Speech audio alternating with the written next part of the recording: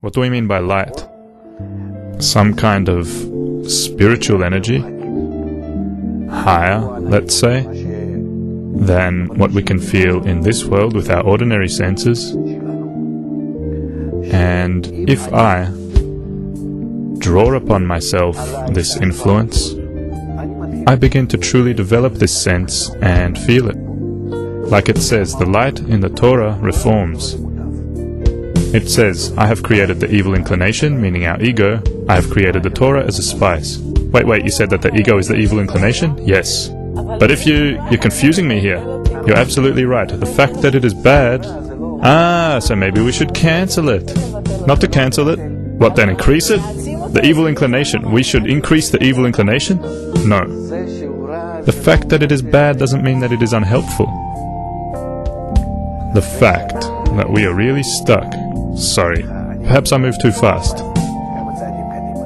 We have already talked about how in us there is the beginning of the sixth sense, which we can develop and turn into a vessel in which we can begin to feel the spiritual world, godliness, the upper reality, eternal life, beyond the body, beyond everything we have here. We develop this sense by the upper light. What's the upper light? It's some kind of energy that exists above this world. How do we bring upon ourselves the influence of the upper light? So I say, on the one hand, there is a very simple method, but on the other hand, it is a very special method because I have no connection with that light, with the source from where it arrives, and with how it affects me. How can I draw it upon myself? I have the beginning of the sixth sense, meaning something spiritual. But I have no means to develop this spirituality in me, this special vessel. I have no means. How can I draw and expand the spiritual force upon myself from above? How can I come to this? After all, I'm still only this one point, in contrast to spirituality. That's why Kabbalists write books for us. The books were written from the same places, levels, and spiritual attainments that they have attained, where they can recognize the forces, the upper lights, which when I in this world begin to study the wisdom of Kabbalah, and I study about the soul, about the sixth sense, which is part of someone's consciousness who is at a higher level of consciousness than me. Suppose this is this world and this is the spiritual world. So by this, I draw the light upon myself.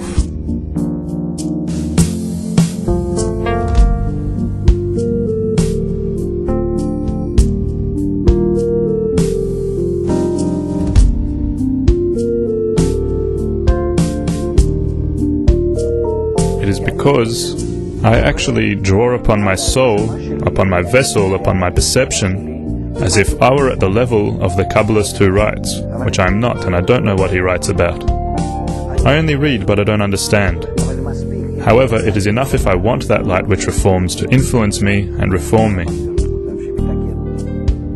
That's enough? That's enough. And that's what we call the light that reforms. This is precisely what we call studying Torah.